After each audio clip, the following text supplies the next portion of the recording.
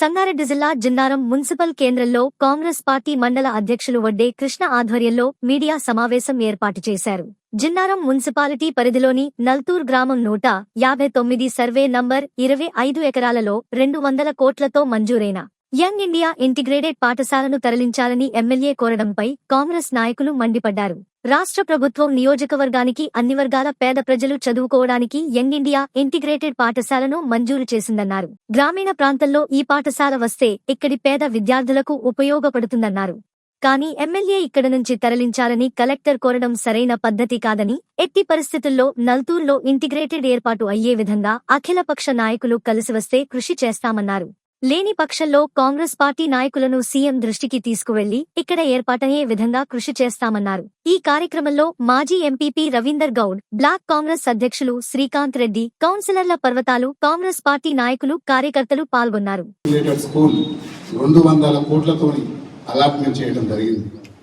అందులో SC, ST, BC, minority మరియు general public అందరినీ కూడా అన్ని వర్గాల ప్రజలు సుఖ సంతోషాలతో ఉండాలని, అన్ని వర్గాల ప్రజలు మంచిగా చదువుకొని పెద్ద పెద్ద చదువు చదివి వాళ్ళు ఇంజనీర్లు కావచ్చు, డాక్టర్లు కావచ్చు, కలెక్టర్లు కావచ్చు కావాలనే ఉద్దేశంతో ఇందిరమ్మ రాజ్యం వ్యక్తిగత సౌభాగ్యం అనే ప్రభుత్వం ఈరోజు ఏర్పాటు చేయడం జరిగింది.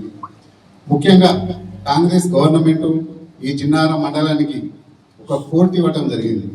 ఇంతకుముందు కృష్ణ గారు చెప్పినట్టు, రవాణా చెప్పినట్టు ఎంతో కొట్లాడితే కాంగ్రెస్ పార్టీ కొట్లాడి నిజంగా ఇక్కడికి కోర్టు తీసుకురావడం జరిగింది.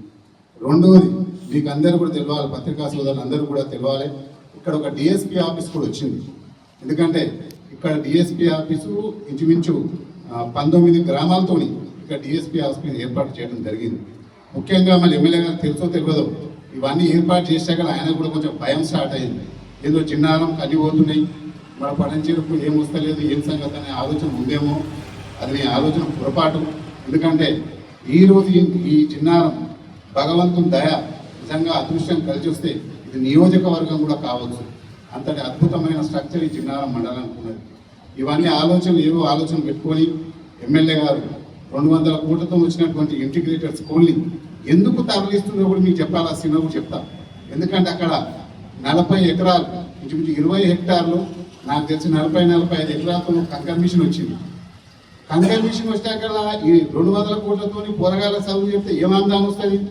కంకర్ మిషన్ పెడితే మంచి ఆందానం వస్తుంది, మస్తు పైసలు వస్తాయి, కోట్ల రూపాయలతో పైసలు సంపాదించుకోవచ్చు అనే ఆలోచనతో ఈరోజు ఈ ఇంటిగ్రేటెడ్ స్కూల్ తరలించే ప్రయత్నం చేస్తుంది అని ఈ మాట్లాడడం జరుగుతుంది. ఇది మంచి పద్ధతి కాదు. ఎందుకంటే మా యొక్క జిన్నారం మండలం మీద సౌతి ప్రేమ చూపించడం మంచి పద్ధతి కాదు. ఎందుకంటే 200 కోట్లతోని మా యొక్క కాంగ్రెస్ ప్రభుత్వం కేటాయించినటువంటి ఈ యొక్క ఇంటిగ్రేటెడ్ స్కూల్ తీసుకుపోయే హక్కు ఎవరికి లేదు.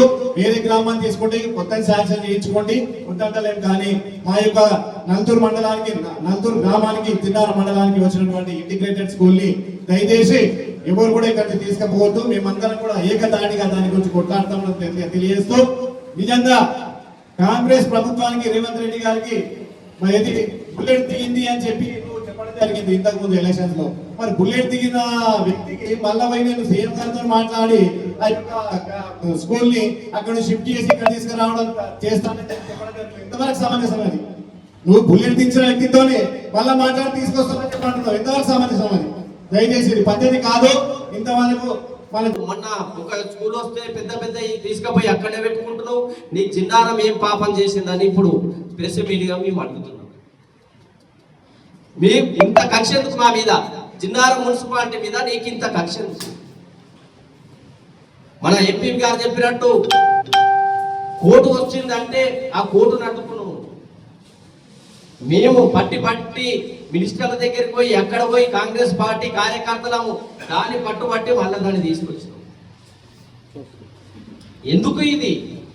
నీకు జిన్నారం ప్రజలంటే నీకెందుకు పగ?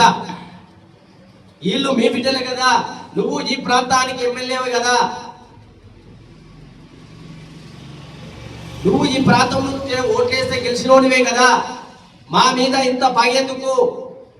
ఈడికే మున్సిపాలిటీ చేసి మమ్మల్ని కుంటు పట్టించినావు. ఒక 20 ఏళ్ళు వెనకపోయినాం మేము. ఏ గ్రామం సర్పంచ్ ఉంటే ఆ గ్రామంలో దొడ్డో బొడ్డో పనులు చేసుకుంటుండే.